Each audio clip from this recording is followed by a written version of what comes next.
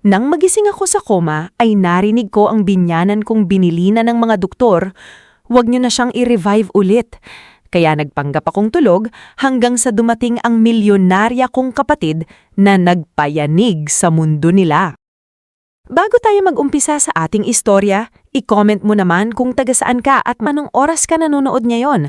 Malay natin, baka sa lugar mo rin minsan may isang taong tahimik lang, palaging ngumingiti, pero sa likod ng kanyang katahimikan ay may dinadala palang sugat na hindi nakikita ng kahit sino. Kaya bago tuluyang magsimula ang kwento ni Celestina, samahan mo muna akong buksan ng isang buhay na puno ng pagtitiis, pagmamahal, pagtataksil at lihim na unti-unting magpapayanig sa isang pamilyang sanay bumili ng katahimikan. Sa maliit na bayan ng Luntian Sur, lumaki si Celestina Valsena, o mas kilala sa tawag na Tina. Hindi mayaman ang pamilya niya, pero hindi rin sila kailanman naging pulubi sa dignidad. Ang ama niyang si Mang Geraldo ay karpinterong kilala sa buong barangay dahil kahit kulang ang bayad ng mga tao, hindi niya kailanman dinadaya ang materyales. Lagi niyang sinasabi kay Tina, "Anak, ang kahoy kapag pinilit mong ituwid kahit basag na, lalo lang mababali. Ganyan din ang tao, huwag mong hayaang baliin ka ng mundo." Bata pa lamang si Tina nang pumanaw ang kanyang ina sa sakit sa puso. Mula noon, si Mang Geraldo ang naging tatay, nanay at pinakamatalik niyang kaibigan. Kapag umaga, sinasamahan siya nitong magtanim sa likod ng maliit nilang bahay. Kapag hapon naman, dinadala siya sa paggawaan ng kahoy at tinuturuan kung paano humawak ng martilyo, kung paano pumili ng matibay na tabla, at kung paanong maging maingat kahit pagod na. Sa kabilang bahay, nakatira si Aling Vionela, isang matandang mananahi na walang sariling anak. Siya ang tumayong pangalawang ina ni Tina. Kapag napapansin nitong magulo ang buhok ni Tina bago pumasok sa eskwela, tatawagin niya ito sa bintana. "Celestina, halika rito. Hindi pwedeng pumasok ang dalaga ng parang nakipagbuno sa manok," biro ni Do habang hawak ang suklay. Mapapangiti si Tina kahit antok pa. "Aling Vionela naman, late na po ako." "Mas late kang yayaman kung hindi ka matututong humarap sa mundo ng maayos," sagot ng matanda, sabay ayos ng tirensas niya. Lumaki si Tina na simpleng babae pero matagag. Hindi siya palaban sa salita pero marunong siyang magtiis. Sa paaralan, siya ang estudyanteng laging nauuna sa klase, hindi lang niya ipinagyayabang ang talino. Kapag may kaklaseng walang baon, hinahati niya ang pandesal niya kahit siya mismo ay kulang ang kain. Kapag may kapitbahay na may sakit, siya ang nagpapadala ng sabaw. Sabi ng mga tao, napakabait baw ni Tina, pero para kay Mang Geraldo, higit pa roon ang anak niya. "Hindi lang mabait ang anak ko," madalas niyang sabihin sa mga kainuman niyang karpintero. "May prinsipyo iyan, tahimik lang pero alam niyan kung ano ang tama." Dumating ang araw na nagkasakit si Mang Geraldo. Hindi agad iyon sinabi ng ama sa kanya.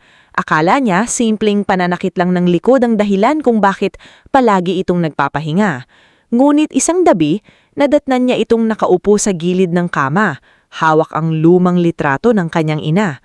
"Tay," mahinang tawag ni Tina, "may tinatago po ba kayo sa akin?" Hindi agad sumagot si Mang Geraldo. Ilang sandali siyang tumitig sa anak. Pagkatapos ay ngumiti ng pilit. "Pagod lang anak." Pero hindi na bata si Tina para maniwala.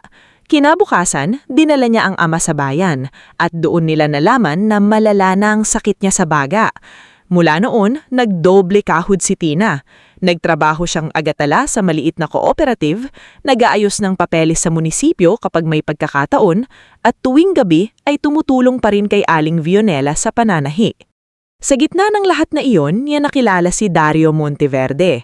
Si Dario ay anak ng kilalang pamilyang Monteverde, may-ari ng ilang resort, hardware chain at construction supply business sa lungsod. Dumating si Dario sa Luntian Sur sana sa tingnan ang lupang balak bilhin ng kumpanya nila. Hindi niya inaasahang masisira ang sasakyan niya sa tapat ng paggawaan ni Mang Geraldo. Noon unang nagtagpo ang landas nila ni Tina. "Miss, may mekaniko ba rito?" tanong ni Dario habang pawis na pawis sa ilalim ng init ng araw. Nasa harapan noon si Tina, may bitbit na timbang tubig at gamot ng ama. Tinignan niya ang kotse ni Dario, pagkatapos ang mamahaling sapatos nitong nalublob na sa putik. May mekaniko po sa kabilang kanto, pero kung ayaw niyong lalong lumublob ang kotse niyo, huwag niyong apakan ng silinyador, mahinahon sinabi ni Tina. Napatingin si Dario sa kanya. Hindi sanayang lalaki na may nagsasalita sa kanya ng ganoon kasimple at diretsyo, lalo na sa mga babaeng hindi man lang mukhang interesado sa estado niya. Alam mo sa sasakyan? Tanong nito. Hindi gaano, pero alam ko kapag may taong pinipilit umusad kahit nakabaon na, sagot ni Tina. Doon nagsimula ang madalas na pagbabalik ni Dario sa Luntian Sur. Noong una, dahilan niya ang lupa, dokumento at proyekto, pero kalaunan, hinahanap na niya ang tahimik na babae sa tabi ng pagawaan. Nakita niya kung paano alagaan ni Tina ang ama, kung paano nito pakisamahan ang mahihirap sa kamilang lugar, at kung paano ito tumangging-tumanggap ng malaking tip mula sa kanya matapos tulungan siyang ayusin ang ilang papeles sa munisipyo. Bakit ayaw mong tanggapin? Tanong ni Dario habang inaabot ang sobre. Dahil hindi naman ako nagtrabaho para bilhin ang loob ninyo, sagot ni Tina. Hindi ko binibili ang loob mo. Kung ganon, huwag ninyong bayaran ang bagay na ginawa ko dahil tama lang. Sa unang pagkakataon, napatahimik si Dario. Sa mundong kinalakhan niya, halos lahat ay may katumbas na halaga.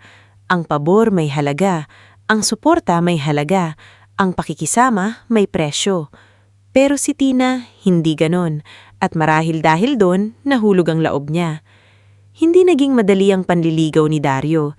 Hindi agad naniwala si Tina na seryoso ito. Alam niyang magkaibang mundo nila. Siya, anak ng karpintero, si Dario, tagapagmana ng pamilyang halos kayang bilhin ang kalahati ng bayan.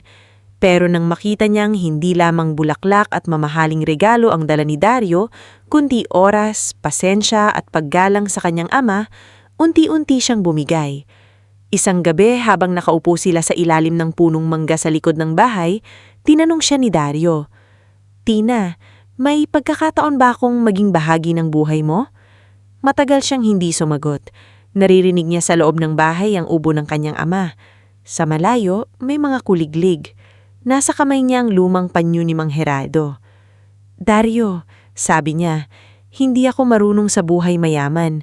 Hindi ako marunong makipagplastikan sa mga taong nakangiti pero nang mamaliit. Kung dadalhin mo ako sa mundo mo, siguraduhin mong hindi mo ako iiwan sa gitna." Hinawakan ni Dario ang kamay niya. "Hindi kita iiwan." Naniwala si Tina. Pagkalipas ng ilang buwan, pumanaw si Mang Gerardo. Tahimik ang lamay, simple ang libing, at ang tanging naiiwan niya kay Tina ay ang maliit na bahay, ilang kagamitan sa karpinteriya, at isang lupang minanapa mula sa lolo nito. Hindi kalakihan pero malapit sa tabing dagat ng Luntiam Sur. Para sa iba, lupa iyon na maaaring pagkakitaan. Para kay Tina, iyon ang huling alaala ng ama. Bago isara ang ataol, lumapit si Dario sa kanya at marahang bumulong. "Hindi ka na mag-iisa." Sa gitna ng kanyang pagdadalamhati, iyon ang pinanghawakan ni Tina. Nagpakasal sila makalipas ng 1 taon. Simple sana ang gusto ni Tina, ngunit iginiit ng pamilyang Monteverde ang malaking kasal sa isang mamahaling hotel. Doon unang nasilayan ni Tina si Doña Pravina Monteverde, ang ina ni Dario. Matangkad, ito ay palaging tuwid ang tindig at may mga matang tila sinusukat ang halaga ng bawat taong kaharap. Paglapit ni Tina upang magmano, bahagyang iniatras ni Doña Pravina ang kamay. "So you are Celestina," sabi nito, mabagal at malamig. "Mas simple ka pala sa personal." Hindi alam ni Tina kung insulto iyon o obserbasyon. Ngumiti na lamang si Tina. "Opo, Doña Pravina. Salamat po at tinanggap ninyo ako." "Tinanggap?" Ngumiti ng manipis ang babae. "Huwag kang masyadong mabilis mag-akala, hiha. Ang kasal ay seremonya. Ang pagiging bahagi ng pamilya ay ibang usapan." Narinig iyon ni Dario pero hindi siya nagsalita. Hinawakan lang niya ang siko ni Tina at dinala siya sa kabilang mesa. Doon nagsimula ang unang munting bitak sa pangakong hindi siya iiwan. Sa mansyon ng mga Monteverde, hindi kailanman naging tahanan ng naramdaman ni Tina.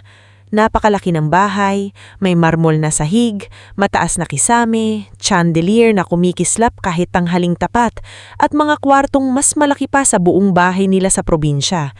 Ngunit sa laki nito, parang mas mahirap huminga. Kasama sa bahay si Mirelda Monteverde, nakabatong kapatid ni Dario. Maganda, sosyal, at sanay na lahat ng gusto ay nasusunod. Mula unang hapunan ni Tina sa mansyon, ipinakita na nito ang tunay na ugali. Naku, Ate Tina, habang tinitignan ng kubyertos na hawak ni Tina, iba ang kutsara para sa soup. Pero okay lang, sanayan lang naman yan. Hindi naman lahat lumaki may formal dinner. Tumihimik ang buong mesa. Naramdaman ni Tina ang pag-init ng pisngi niya. Si Dario ay napatingin sa kapatid, pero bago pa ito makasalita, nauna na ang kanyang ina. Mirelda is just helping you adjust, sabi nito. Sa pamilyang ito, mahalaga ang presentation. Marahang binaba ni Tina ang maling kutsara. Salamat sa pagtuturo. Palamuti. Napangasawa lang dahil naawa si Dario. Madalas niyang marinig si Mirelda sa sala habang kausap ang mga kaibigan nito. You know my brother, he has a soft spot for tragic women. Patay ang tatay, walang koneksyon, may konting lupa. Very dramatic. Minsan, nadatnan ni Tina si Igra, isa sa mga kasambahay, na umiiyak sa likod ng kusina dahil sinigawan ni Mirelda matapos mabasag ang mamahaling baso. Ako na ang kakausap, sabi ni Tina. Naku ma'am, wag na po, baka kayo naman ang pagalitan, mangingiyak-ngiyak na sagot ni Igra. Ngumiti si Tina kahit mabigat ang dibdib. Sanay na ako, hindi lang si Igra ang napalapit kay Tina. Nariyan si Mang Sulferino, matandang driver ng pamilya na mahigit 20 taon ang nagsisilbi sa Monteverde. Tahimik ito, laging nakauniporme at bihirang makisawsaw.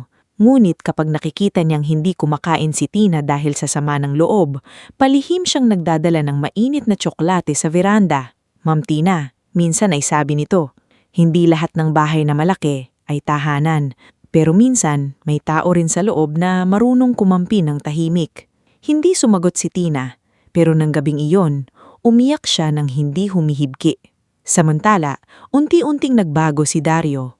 Nung una, pinagtatanggol pa niya si Tina sa maliliit na paraan. Kapag may masakit na sinabi si Mirelda, sasabihin niya, enough. Kapag masyadong malamig si Doña Pravina, hahawakan niya ang kamay ni Tina sa ilalim ng mesa. Pero habang tumatagal, napapagod din siya sa paulit-ulit na sigalot. Isang gabi, matapos bastusin ni Doña Pravina ang mungkahi ni Tina na gawing mas matransparent ang charity fund ng pamilya, sinubukan niyang kausapin si Dario. Dario, hindi tama ang ilang gasto sa foundation. May nakalagay na medical mission pero wala namang nangyari sa barangay na iyon. Baka dapat tignan natin. Napabuntong hininga si Dario habang tinatanggal ang relo. Tina, please. Business matters yan, huwag ka nang makialam. Charity fund yun, ginagamit ang pangalan natin.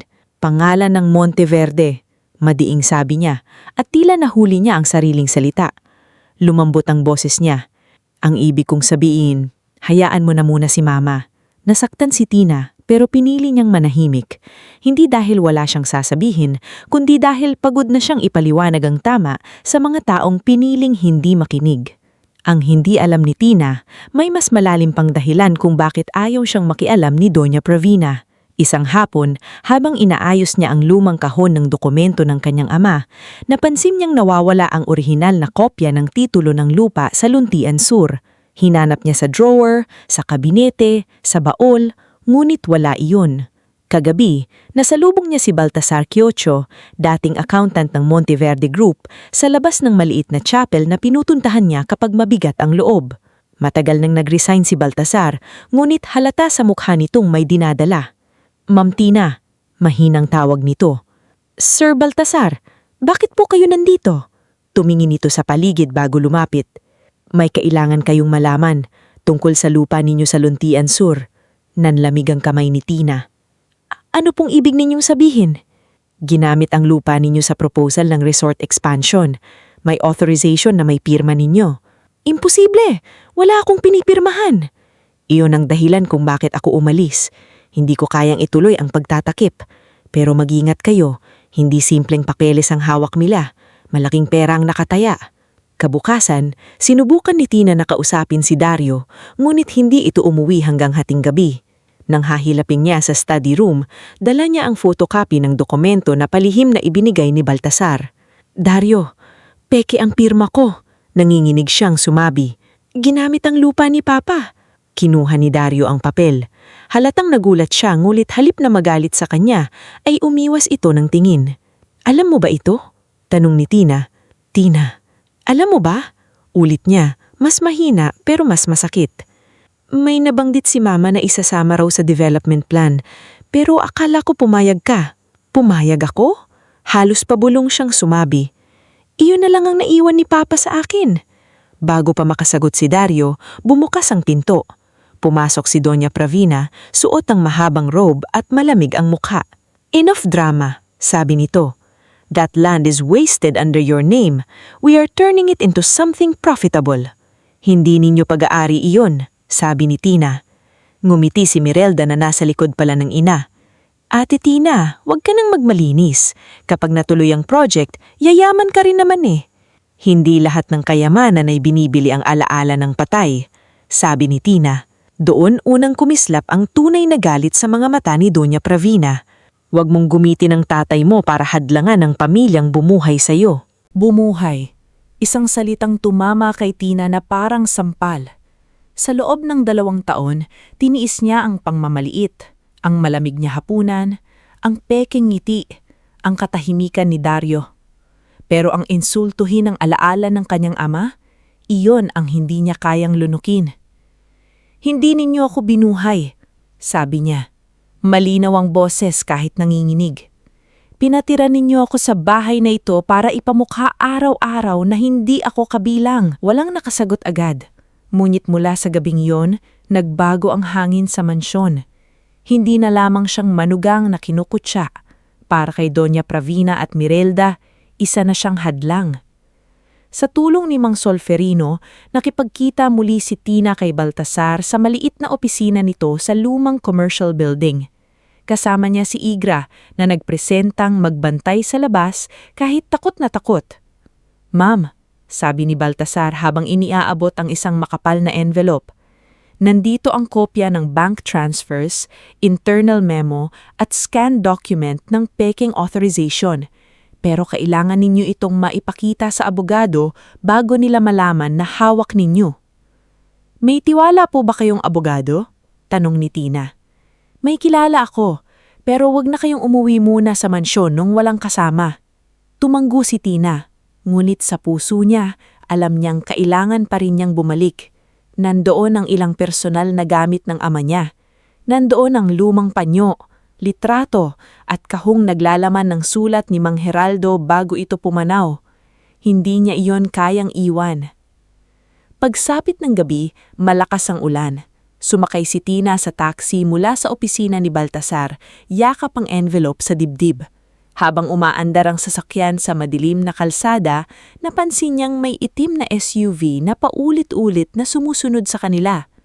Manong, kinakabahang sabi niya sa driver, pakibilisan ng konti.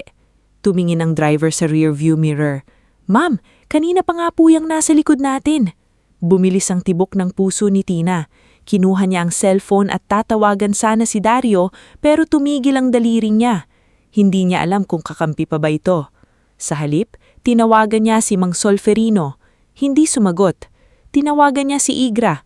Wala ring sagot. Biglang bumangga ng bahagya ang SUV sa likod ng taxi. Napasigaw ang driver. Ma'am, kumapit kayo! Sa isang iglap, umikot ang mundo ni Tina. Ilaw ng poste, busina, ulan, salamin na nababasag, sigaw ng driver. Bago tuluyang bumangga ang taxi sa konkretong poste, nagawa niyang isiksik ang envelope sa ilalim ng upuan. Papa! Iyon ang huling salitang binitiwan niya habang dumidilim ang paligid. Sa gitna ng malakas na ulan, nakahandusay ang taxi sa gilid ng kalsada. Ang mga ilaw nito ay kumikislap pa. Ang windshield ay basag at ang dugo ni Tina ay humahalo sa tubig ulan. Sa di kalayuan, huminto sandali ang itim na SUV. Bumaba ang isang lalaking nakajacket, si Orestes, tauhan ni Mirelda. Tinignan niya ang wasak na sasakyan, pagkatapos ay may tinawag siya. Ma'am, sabi niya sa kabilang linya, hindi na siya makakarating. Ilang minuto pa bago dumating ang ambulansya. Ilang minuto pa bago malaman ng mundo na ang tahimik na asawa ng Monteverde ay nasa bingit ng kamatayan. At sa mansyon, habang umiiyak sa harap ng mga bisita si Doña Pravina at nagpapanggap na nag-aarala si Mirelda, nagsisimula na ang isang lihim na akala nila'y tuluyang ng malilibing kasama ni Tina. Bago tayo magpatuloy sa susunod na bahagi ng kwento, i-comment mo muna kung taga saan ka at anong oras ka nanonood ngayon. Minsan, habang tahimik tayong nakikinig sa kwento ng ibang tao, hindi natin namamalaya na may mga aral pala itong tinatago para sa sarili nating buhay. Kaya ngayon, samahan natin si Tina sa pinakamadilim na bahagi ng kanyang paglalakbay. Ang sandaling akala ng lahat ay wala na siyang laban, pero doon pala magsisimula ang tahimik niyang pagbangon. Matapos ang balakas na banggaan sa madilim at maulan na kalsada, dinala si Clistelina Tina Valsena Monteverde sa pinakamalapit na pribadong ospital sa lungsod. Wasak ang kanang bahagya ng taxi, basag ang windshield at duguan ng upuan kinalalagyan niya. Ang driver na si Mang Elpidio ay nakaligtas, ngunit nagtamo ng sugat sa noo at bali sa braso. Paulit-ulit nitong sinasabi sa mga nag-responding rescue team, "May humabol sa amin, may bumangga sa likod, hindi aksidente lang yon." Ngunit sa kaguluhan ng ulan, busina at umiilaw na ambulansya, walang agad nakinig sa kanya. Si Tina ay halos walang malay nang ipasok sa emergency room. May sugat siya sa ulo, lalim na pasa sa tagiliran at ilang bahagi ng katawan na halos hindi niya maigalaw. Habang itinutulak siya ng nurses papasok, tila lumulutang ang kanyang kamalayan. Naririnig niya ang mga salitang hindi niya maintindihan. "BP dropping, possible head trauma, prepare for immediate scan, contact the family." Pagkatapos nun, nilamon na siya ng dilim. Sa mansyon ng mga Monteverde, abala si Doña Pravina sa pagsasaayos ng kanyang mukha bago humarap sa mga tauhan at kamag-anak. Hindi siya nagmukhang ina na nataranta.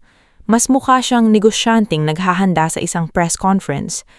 Nang dumating ang balita na nasa ospital si Tina, mabilis niyang tinawagan si Mirelda. "Nasaan ka?" Malamig niyang tanong. "Nasa kondo pa, Mama. Totoo ba? Naaksidente raw si Tina?" "Tumigil ka sa pag-aarte. Pumunta ka sa ospital. Dapat makita tayong nag-aalala." Sa kabilang linya, sandaling natahimik si Mirelda. "Paano kung may hawak siya?"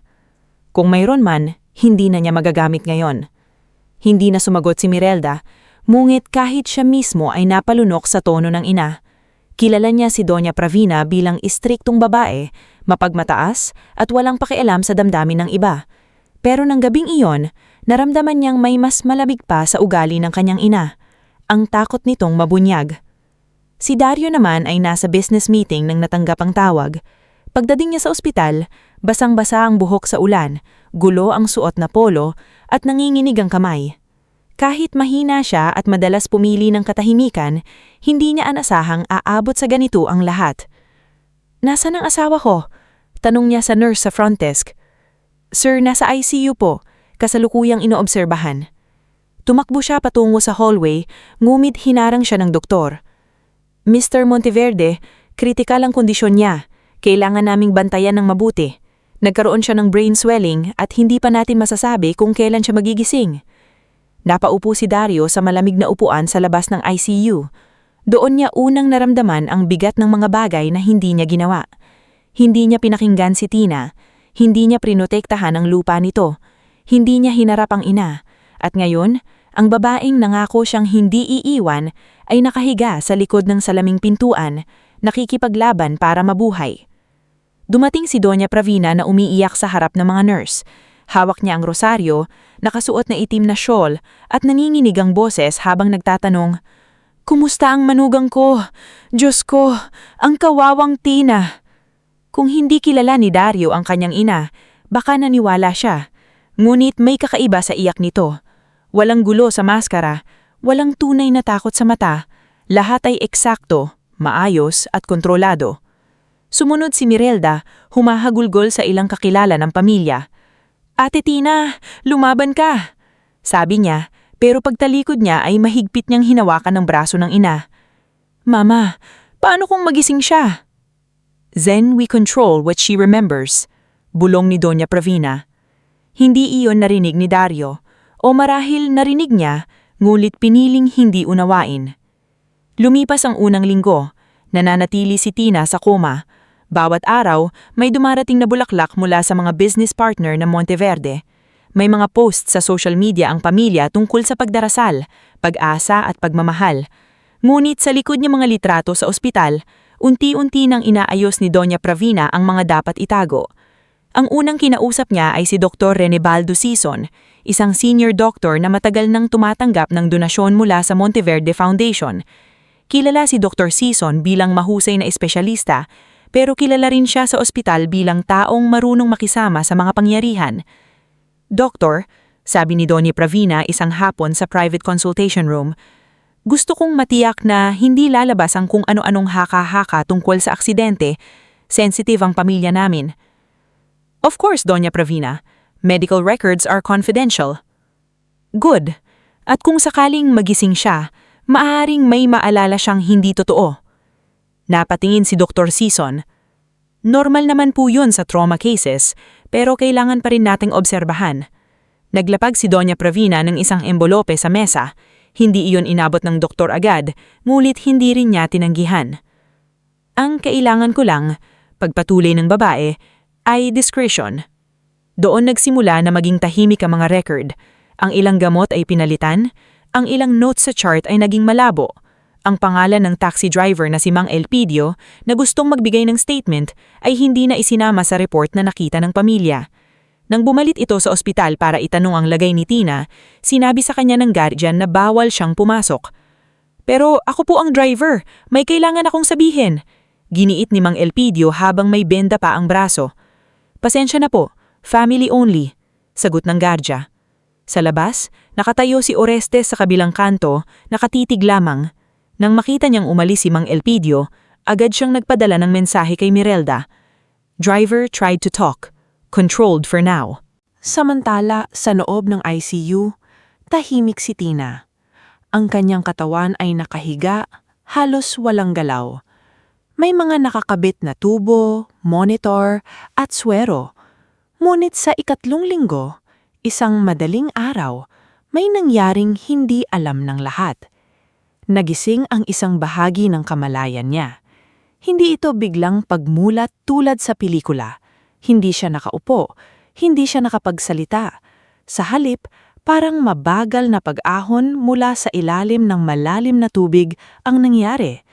Una, narinig niya ang tunog ng monitor. Beep, beep, beep. Pagkatapos ay naramdaman niya ang bigat ng sariling katawan. Parang bato ang mga braso niya. Parang may piring na makapal sa kanyang mga mata. Sinubukan niyang igalaw ang daliri, ngunit halos walang nangyari. Nasaan ako? Iyon ang unang tanang na nabuo sa isip niya. Sumunod ang alaala. Ulan, taxi, itim na SUV, envelope, banggaan. Biglang bumilis ang pintig ng puso niya. Narinig niya ang pagtaas ng tunog ng monitor. Patient is reacting, sabi ng isang babaeng boses. May kamay na humawak sa pulso niya. Mainit, maingat, at hindi marahas. Ma'am Tina, kung naririnig ninyo ako, huwag po kayong matakot. Mahinang bulong ng babae. Ako si Nurse Azmira. Nasa ospital po kayo. Gustong magsalita ni Tina, pero walang boses na lumabas. Sinubukan niyang imulat ang mata, ngunit tila napakabigat ng talukap niya. Rest lang po, huwag ninyong pilitin, sabi ni Nurse Azmira. Hindi pa lubos nagising si Tina, ngunit may mga tunog na pumapasok at lumalabas sa kanyang isip. Minsan boses ni Dario, minsan yabag ng doktor, minsan mahihinang usapan sa tabi ng kama niya. Sa araw na iyon, pumasok si Dario. Naupo ito sa tabi niya at matagal na walang sinabi. Nang magsalita, basag ang boses. Tina, kung naririnig mo ako, sorry. Hindi ko alam kung paano umabot dito. Pero gumising ka. Please. May bahagi ng puso ni Tina ang gustong maniwala.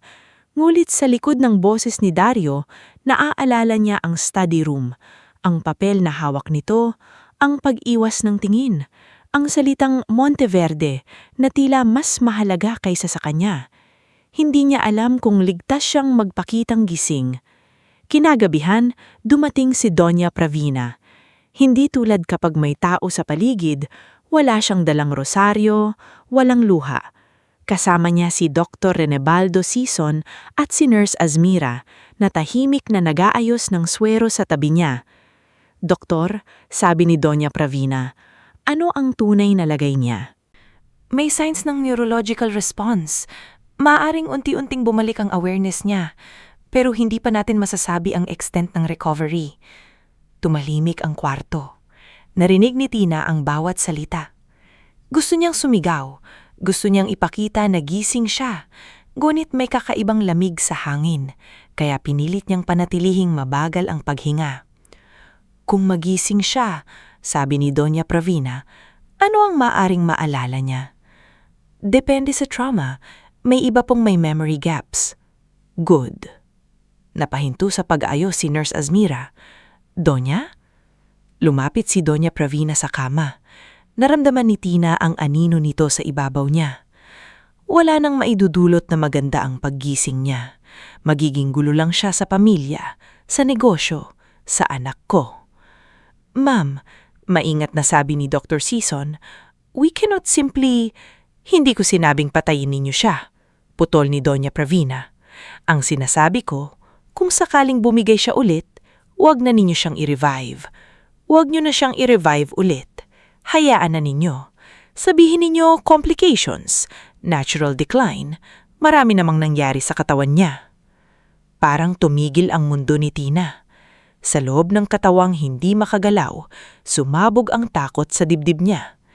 Ang babaeng biyenan niya, ang babaeng ngumiti sa kamera, umiyak sa hallway at nagdasal kunwari sa tabi ng kama, ay binibilinan ng doktor na hayaan siyang mamatay.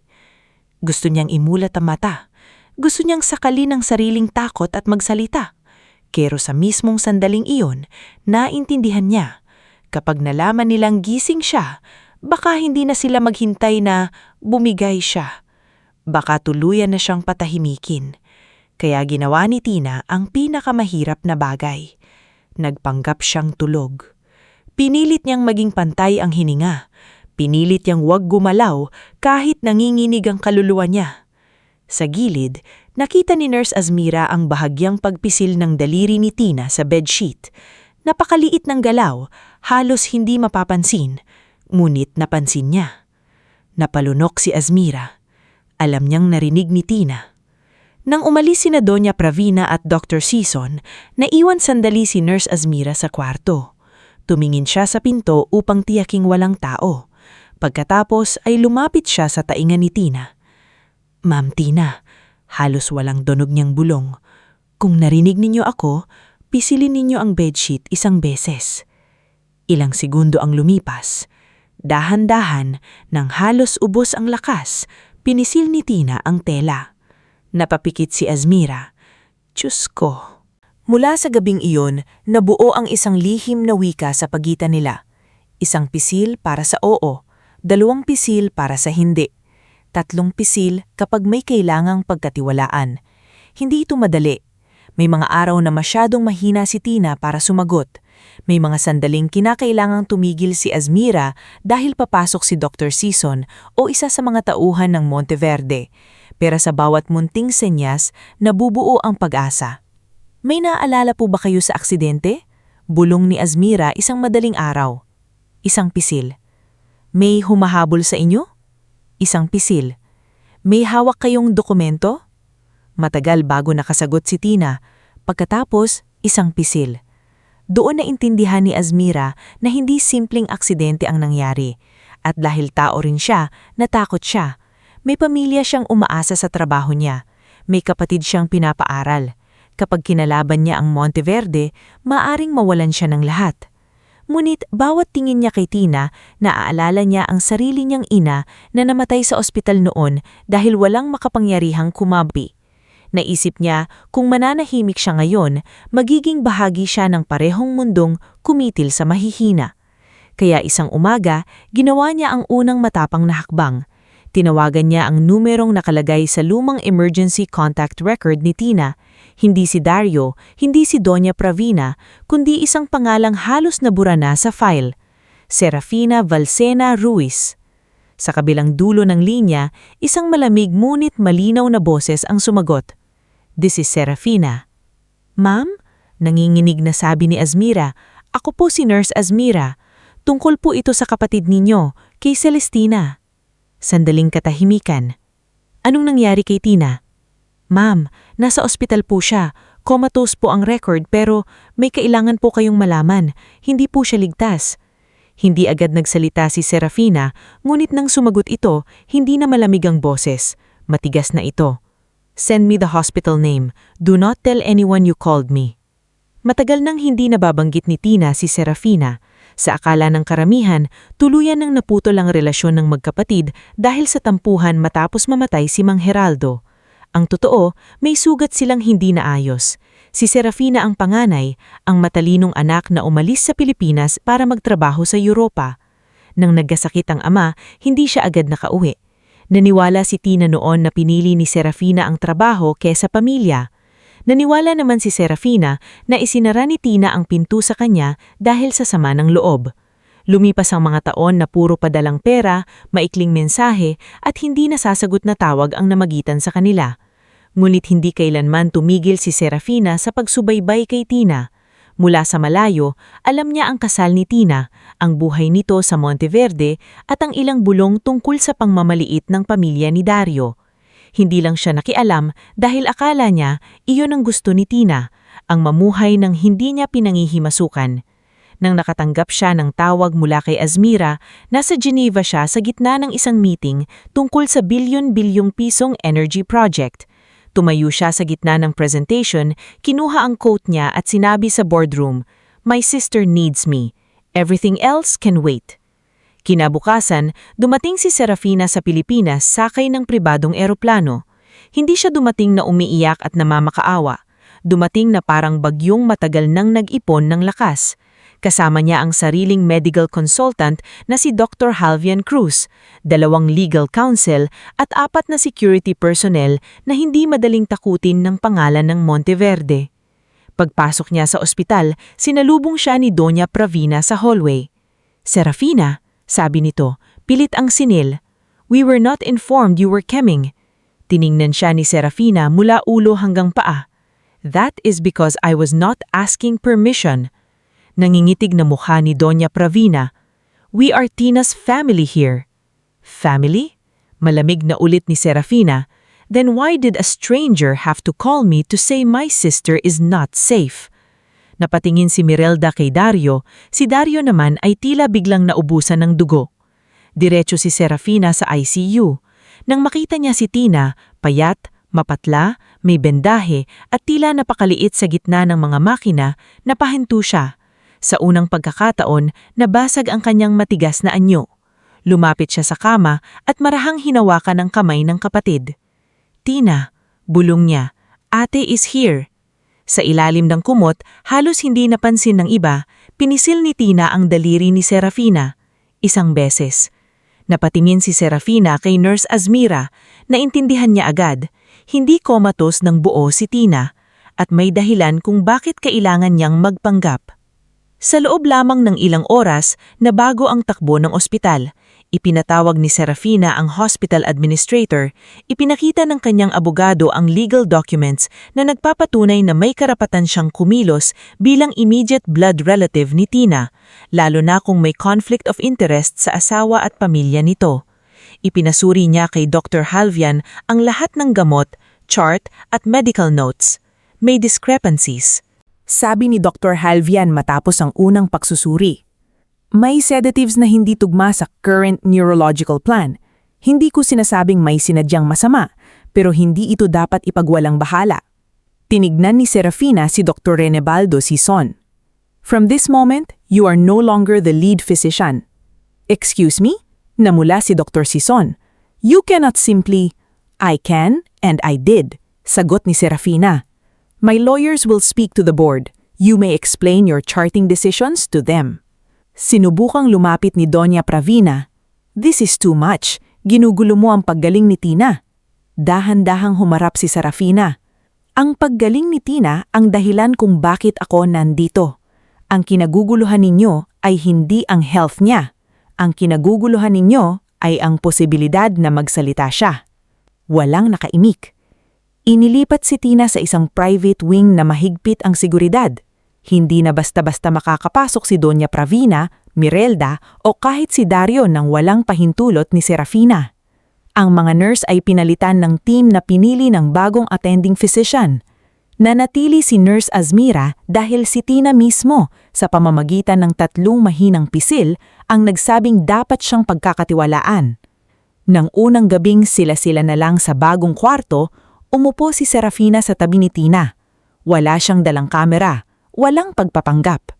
Alam kong galit ka sa akin at may karapatan kang magalit. Pero ngayon, kahit hindi mo muna ako patawarin, hayaan mong protektahan kita. Tumulo ang luha mula sa gilid ng nakapikit na mata ni Tina. Ate, halos hangin lang ang boses na lumabas sa kanya. Natigilan si Serafina. Nanginginig nitong hinawakan ang kamay ng kapatid. Narinig kita. Hindi na nakapagsalita muli si Tina, pero sapat na iyon. Sa labas ng private wing, nakatayo si Dario, hindi pinapapasok ng security. Sa kabilang dulo ng hallway, si Doña Pravina ay tahimik na nakatitig, ang mga kamay ay nakatikom. Sa unang pagkakataon, hindi siya ang may kontrol sa kwarto, hindi siya ang may hawak sa doktor, hindi siya ang nagdidikta kung sino ang mabubuhay at sino ang mananahimik. Sa loob, nakahiga pa rin si Tina. Mahina pa rin, sugatan pa rin, hindi pa kayak lumaban ng hayagan. Ngunit ngayon, may mga taong nakapaligid sa kanya na hindi nabibili ng pera ng Monteverde. At habang nakapikit siya, pinagpapanggap pa ring tulog sa mata ng mga kalaban, isang bagay ang malinaw sa isip niya. Hindi siya namatay sa gabing iyon, at hindi na siya papayag na patayin nila ang katotohanan. Bago tayo magpatuloy sa ating istorya, i-comment mo muna kung taga saan ka at anong oras ka nanonood ngayon. Minsan, ang pinakamalakas na laban ay hindi nagsisimula sa sigawan, paghihiganti o pagharap sa maraming tao. Minsan, nagsisimula ito sa isang mahinang paggalaw ng daliri, sa isang luhang tahimik na tumulo at sa isang babaeng piniling mabuhay kahit mismong mga taong nakapaligid sa kanya ay nais na siyang tuluyang mawala. Ngayon, susundan natin si Tina sa panahong unti-unti siyang babangon, hindi para bumalik sa dating buhay, kundi para buuin ang sarili niyang pangalan mula sa abo ng pagtataksil. Matapos mailipat si Celestina Valsena Monteverde sa private wing na kontrolado na ng medical team ni Serafina, nagbago ang lahat sa paligid niya. Hindi na malamig ang kwarto tulad ng dati. Hindi na basta-basta pumapasok ang mga taong may pekeng luha at totoong galit. May bantay sa pinto, may bagong chart sa gilid ng kama, may sariling nurse station sa labas. At higit sa lahat, may mga taong hindi nanginginig sa apelyedong Monteverde. Ngulit kahit ligtas na ang kwarto, hindi ibig sabihin ay ligtas na agad ang puso ni Tina. Sa unang linggo ng kanyang paglilipat, halos wala pa rin siyang lakas.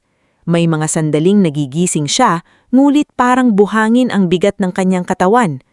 Kapag sinusubukan niyang igalaw ang kamay, kumikirot ang braso niya. Kapag sinusubukan niyang magsalita, tila may sugat ang lalamunan niya. Minsan, gusto niyang umiyak, kahit pag-iyak lang ay nakakapagod. Si Dr. Halvian Cruz, ang doktor na dinala ni Serafina, ay hindi tulad ni Dr. Renebaldo Sison. Hindi siya paligoy-ligoy magsalita, pero hindi rin siya malamig. Sa unang gabi na kinausap niya si Tina nang gising siya, umupo siya sa tabi ng kama at mahinang ipinaliwanag ang lahat. Celestina, sabi niya, hindi magiging madali ang paggaling mo. May mga darating na araw na akala mong bumabalik ka sa umpisa. May mga darating na magagalit ka sa katawan mo dahil hindi nito kayang sumunod agad sa gusto mo. Pero ang mahalaga, buhay ka at may malinaw na response ang utak mo. We will take one step at a time. Bahagyang gumalaw ang labi ni Tina. Halos hindi lumabas ang boses niya. Matagal? Tumanggi si Dr. Halvian. Oo, pero hindi ka namin mamadaliin. Nasa gilid si Serafina, nakatayo habang yakap ang sarili. Nakikinig siya, pero kita sa mga mata niya ang bigat ng pagsisisi. Bilyonarya siya. Sanay siyang pumasok sa isang boardroom at palabasin ang pinakamayayabang na negosyante na nanginginig. Pero sa harap ng kapatid niyang halos hindi makabangon, pakiramdam niya ay wala siyang kapangyarihan. Nang umalis si Dr. Halvian, lumapit siya kay Tina. "Tina," mahinan sabi niya, "nandito lang ako." Hindi agad tumingin si Tina sa kanya. Marami silang sugat na hindi pa napag-uusapan. Maraming taon ng hindi pagkakaintindihan, hindi nasagot na tawag at mga mensaheng binasa ngunit hindi nisagot. Ngunit sa sandaling iyon, masyadong pagod si Tina para magalit, kaya pinikit niya na lamang ang mga mata niya. "Huwag kang aalis," halos pabulong niyang sabi. Napaupo si Serafina sa tabi niya. Hindi na. Doon nagsimula ang mahaba at lihim na panahon ng pagbabalik lakas ni Tina. Tuwing umaga, pumapasok si Kiandro Salvatierra, ang physical therapist na pinili ni Dr. Halvian. Matangkad ito, mahinahon at hindi kailanman nagsasalita na parang naaawa. Sa unang sesyon nila, inilagay niya ang kamay ni Tina sa maliit na foam ball. "Pisilin niyo po ng kaya ninyo," sabi niya. Sinubukan ni Tina. Halos walang nangyari. Napatingin siya sa kisame, pinipigilang umiyak. Noon, kaya niyang buhatin ang kahon ng lumang kagamitan ng kanyang ama. Kaya niyang maglakad sa palengke ng ilang oras. Kaya niyang mag-asikaso ng charity event ng Monteverde mula umaga hanggang gabi. Ngayon, isang maliit ng bola lang, hindi pa niya mapisil. "Hindi ko kaya," pahos niyang sabi. "Hindi pa," sagot ni Kiandro. "Iba ang hindi ko kaya sa hindi ko pa kaya. Dito tayo magsisimula." Sa mga sumunod na araw, naging paulit-ulit ngulit hindi boring ang laban ni Tina. Hindi ito laban na nakikita ng publiko. Walang palakpakan, walang kamera, walang malaking anunsyo. Ang tagumpay ay minsan isang daliring gumalaw. Minsan ay 2 hakbang sa gilid ng kama. Minsan ay isang salitang malinaw na nasabi matapos ang 10 beses na pagkabigo. Kasama rin sa paggaling niya si Maestra Louvienne, isang speech coach na dating tumutulong sa mga pasyente na na-stroke at na-aksidente. Mabait ito, pero strikto. "Sabihin nating buhay," utos ni Maestra Louvienne isang hapon. Hirap na sabi ni Tina. Ulit. "Buhay." Mas malinaw. Napapikit si Tina. "Buhay." Ngumiti si Maestra Louvienne. "Ayan, muli." Nang gabing iyon, habang inaayos ni Nurse Azmira ang kumot niya, paulit-ulit na binulong ni Tina ang salitang iyon. Buhay. Parang kailangan niyang kumbinsihin ang sarili niya. Si Nurse Azmira naman ang naging pinakatahimik niyang kakampi.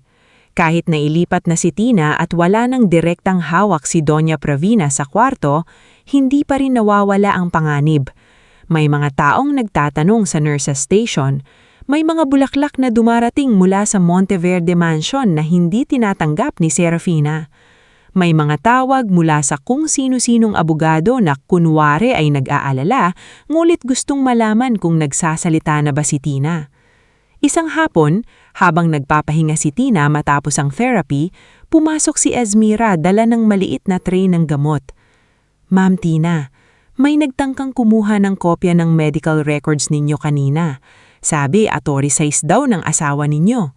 Napatingin siya sa kanya. "Si Dario?" "Hindi po siya mismo. Isang lalaking hindi ko kilala, pero naharang ng security." Matagal na natahimik si Tina. May bahagi pa rin ng puso niya na naghahanap ng dating Dario, ang lalaking nakaupo sa ilalim ng punong mangga, nangakong hindi siya iiwan sa gitna ng ibang mundo. Pero habang lumilinaw ang isip niya, mas lumilinaw din ang katotohanan. Maaaring hindi si Dario ang nagbangga sa kanya, ngulit ang kahinaan nito ang nagbukas ng pinto para saktan siya ng iba. Samantala, hindi rin nagpapahinga si Serafina. Habang nagpapagaling si Tina, palihimin niyang tinatahi ang punit-punit na katotohanan.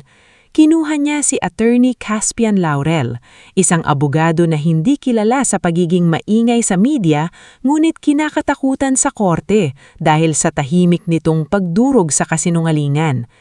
Si Attorney Caspian ay dumating sa private wing isang gabi, bitbit ng makapal na folder. Nakasuot siya ng simpleng barong at salamin, may mukha ng taong mas pinipiling makinig kaysa magsalita. "Celestina," sabi niya, "hindi kita pipiliting magbigay ng buong salaysay ngayon.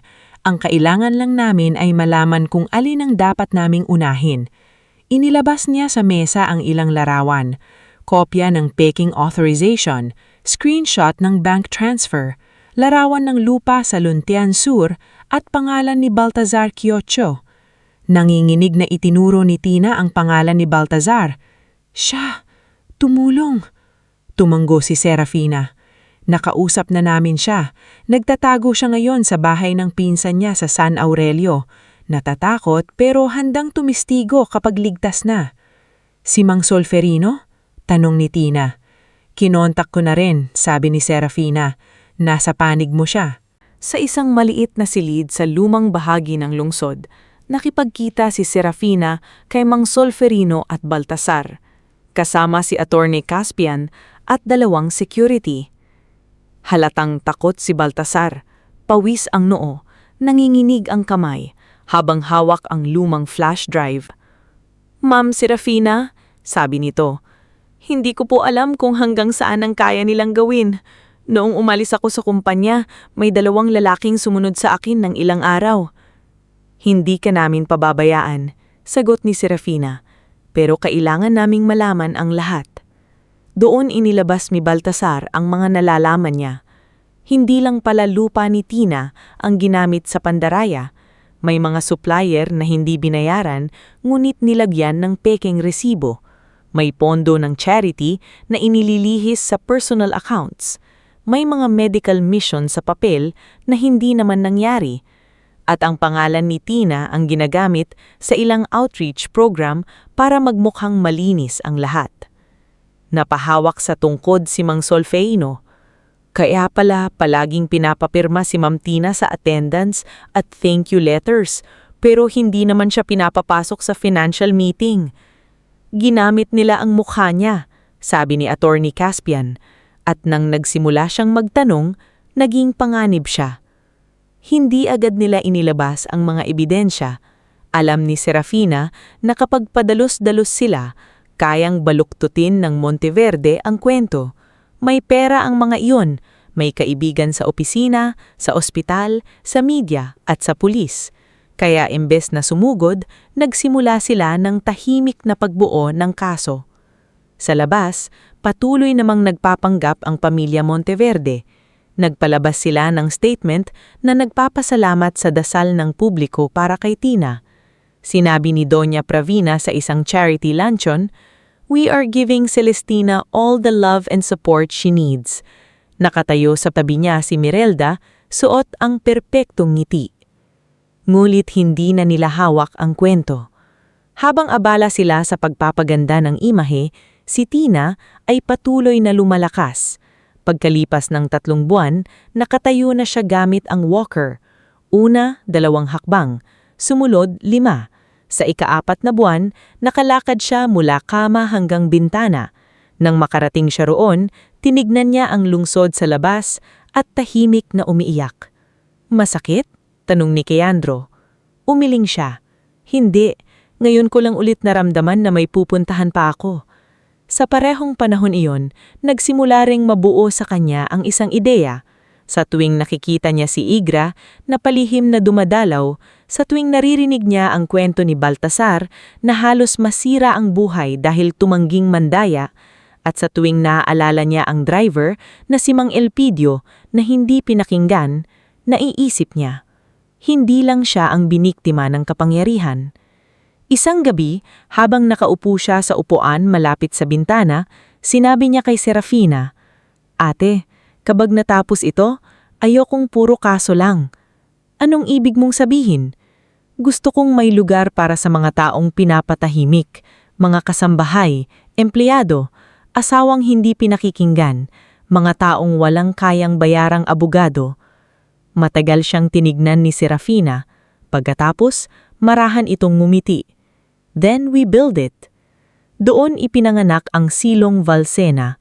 Hindi pa ito malaking foundation noong una, isang plano lang sa notebook ni Tina.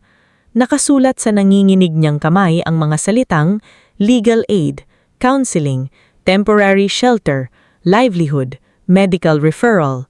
Tinulungan siya ni Serafina sa pondo, pero si Tina ang latag ng puso ng programa. Ayaw niyang maging charity na ginagamit sa litrato, gusto niyang maging tunay na kanlungan. Unang dumating sa kanila si Maylin, dating kasambahay ng isang pamilyang negosyante na pinalayas apos pagbintangang nagnakaw ng alahas, na kalaunan ay natagpuan din sa kwarto ng anak ng amo. Sumunod si Orencio, construction worker na hindi binayaran ng subcontractor na konektado sa Monteverde project. Dumating din si Farah, isang 16 na taong scholar na muntik nang tumigil dahil nawala raw ang pondo ng Educational Assistance Program.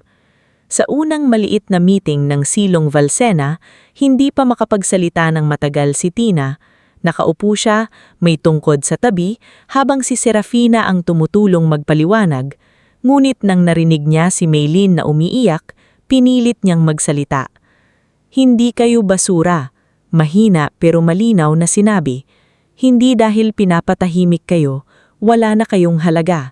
Dito, makikinig tayo sa isa't isa." Umiyak si Maylin, pati si Igra na nasa likod, napayuko. Samantala, si Dario ay ilang beses nagtangkang dalawin si Tina. Sa una, hindi siya pinayagan ni Serafina, ngulit isang hapon, pumayag si Tina na makita siya, hindi para makipagbalikan, kundi para marinig kung may katotohanan pa bang natitira sa lalaking minahal niya. Pumasok si Dario sa kwarto, halatang pumayat at hindi nakakatulog. May dala siyang puting bulaklak. "Tina, salamat at pumayag kang makita ko." Tahimik lang siyang nakatingin. "Hindi ko alam ang plano nila. Hindi ko alam na may mangyayaring aksidente. Pero alam mong may mali sa lupa ni Papa." Sagot ni Tina. Hindi siya nakasagot. "Alam mong peke ang pirma to." Tina, natakot ako. Si Mama, ang kumpanya. Mas natakot kang mawalan ng kumpanya kaysa mawalan ng asawa. Parang sinampal si Dario, napayuko siya. "I'm sorry. Matagal na katahimikan ang namagitan. Noon, sapat na sana sa kanya ang sorry. Noon, yayakapin niya si Dario at pipiliting ayusin ang lahat. Pero iba na siya ngayon. Ang bawat therapy session, bawat gabing puno ng sakit, bawat alaalang pilit niyang binuo mula sa aksidente, lahat iyon ay nagturo sa kanya na ang pagmamahal na kailangang ipagpalimos ay hindi tahanan. "Hindi ko pa alam kung mapapatawad kita," sabi niya. "Pero alam ko nang hindi na kita kayang pagkatiwalaan tulad ng dati." Umalis si Dario na mas mabigat ang mga balikat kesa nang pumasok siya. Sa labas ng ospital, patuloy ang paghahanap sa nawawalang envelope. Alam ni Tina na isiniksik niya ito sa ilalim ng upuan ng taxi, ngunit hindi nila alam kung nasaan na ang sasakyan. Doon pumasok muli si Mang Solferino. Gamit ang lumang koneksyon niya sa impounding area, tinuntun niya ang taxi ni Mang Elpidio. Nang matagpuan nila ito, halos kalawangin na ang gilid at basag pa rin ang salamin. Kasama ni Mang Solferino si Attorney Caspian at isang investigador. Dahan-dahan nilang binuksan ang pinto. Amoy lumang ulan, dugo at gasolina pa rin sa loob. "Dito nakaupo si Mang Tina," sabi ni Mang Solferino, nanginginig ang boses. Yumuko ang investigador at sinilip ang ilalim ng upuan. Ilang segundo siyang naghanap. Pagkatapos huminto siya. "Attorney," sabi nito, "may nakita ko."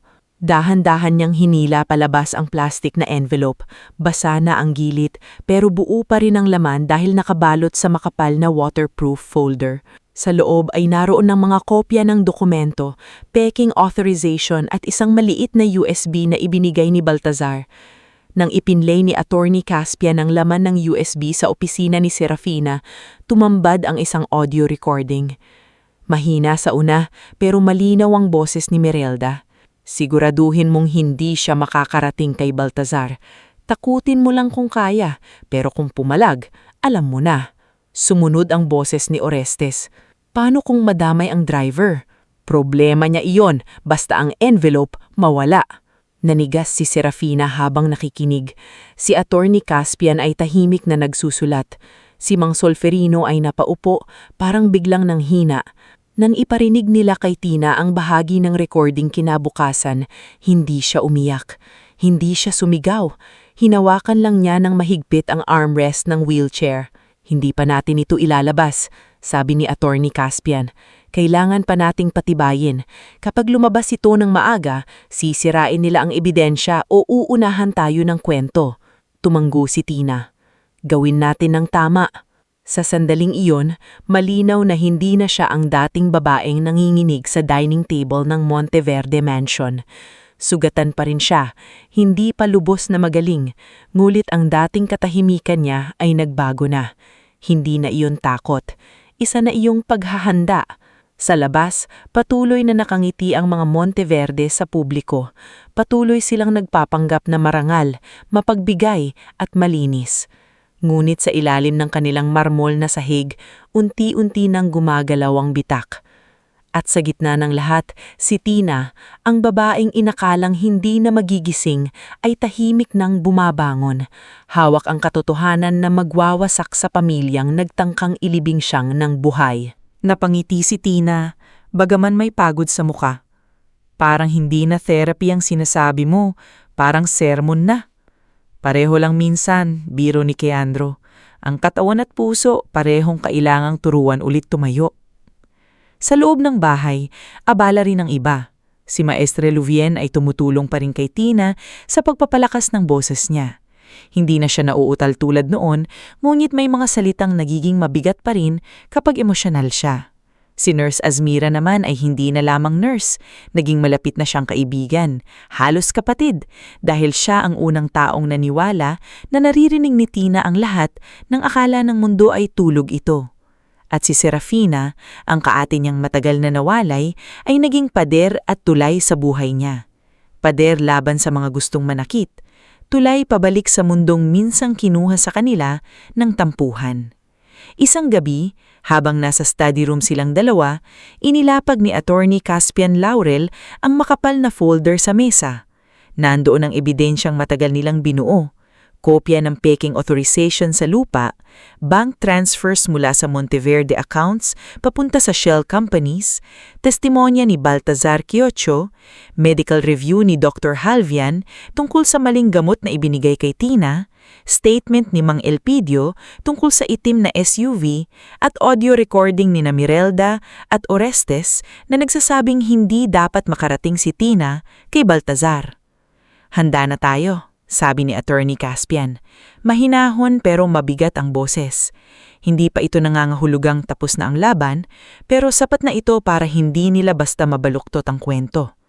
Matagal na tinitigan ni Tina ang folder. Parang hindi lamang papel ang laman niyon. Nandoon ang mga gabing halos hindi siya makahinga sa takot.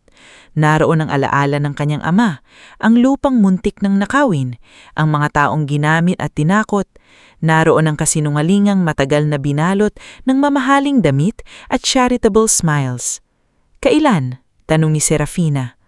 Sa charity gala ng Monteverde Group, sagot ni Attorney Caspian. Doon sila pinakakomportable. Doon sila maraming bisita, business partners, donors at media. Kung doon lalabas ang katotohanan, hindi nila ito basta maitatago sa private settlement. Napatingin si Serafina kay Tina. Hindi mo kailangang humarap doon kung hindi mo kaya. Tahimik si Tina ng ilang sandali. Narinig niya sa labas ang mahinang ugong ng hangin sa mga puno. Naalala niya ang dating sarili na nakaupo sa dining table ng mansyon, pinagtatawanan ni Merelda dahil mali ang kutsarang nahawakan. Naalala niya si Doña Pravina na nagsabing hindi siya bahagi ng pamilya kahit pinakasalan na ni Dario. Naalala niya ang gabi sa ospital, ang utos na wag na siyang i-revive. Pagkatapos ay marahang siyang tumayo. "Kaya ko," sabi niya. "Pero hindi ako pupunta roon para makipagsigawan. Pupunta ako roon para tapusin ang kasinungalingan." Kinabukasan, nagsimula ang paghahanda. Hindi marangya ang pinili ni Tina na suotin. Isang simpleng puting damit na hanggang tuhod, may mahabang manggas at malinis na bagsak. Nang makita ito ni Serafina, hindi niya napigilang magtanong, "Sigurado ka dyan? White?" Hinamos ni Tina ang tela. Dati, sinasabi nilang ang puti bagay sa mga inosente.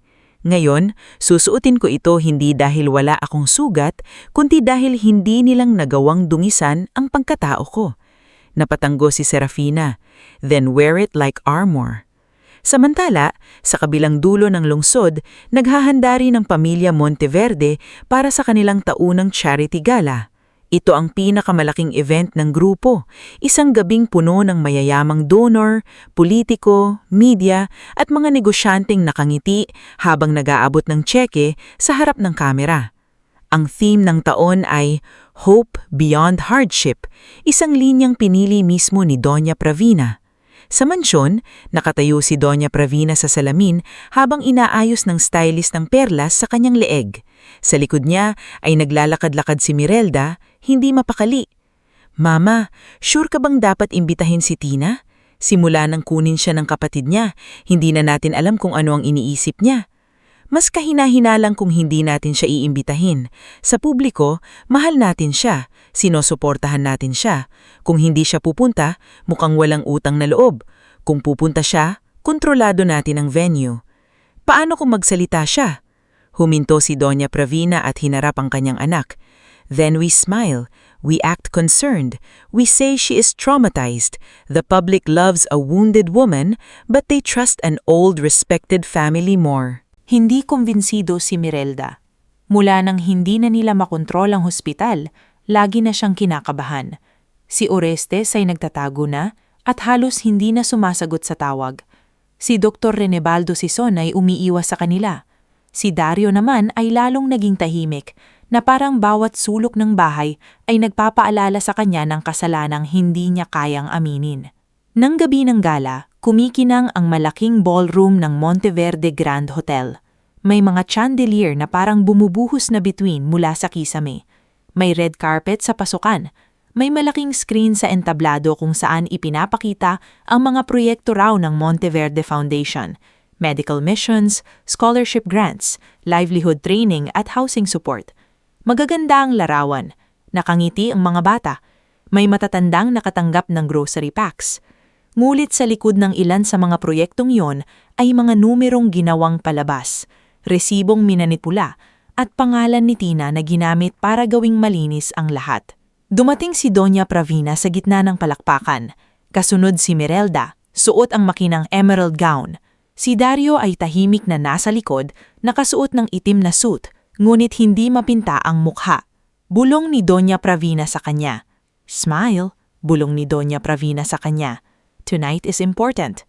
"I know," mahinang sagot ni Dario. Ngunit hindi niya alam kung para kaninong mahalaga ang gabing yon. Makalipas ang ilang minuto, biglang humina ang bulungan sa entrance. Napalingon ng mga bisita, pumasok si Tina. Hindi siya mabilis lumakad, ngunit bawat hakbang niya ay matatag.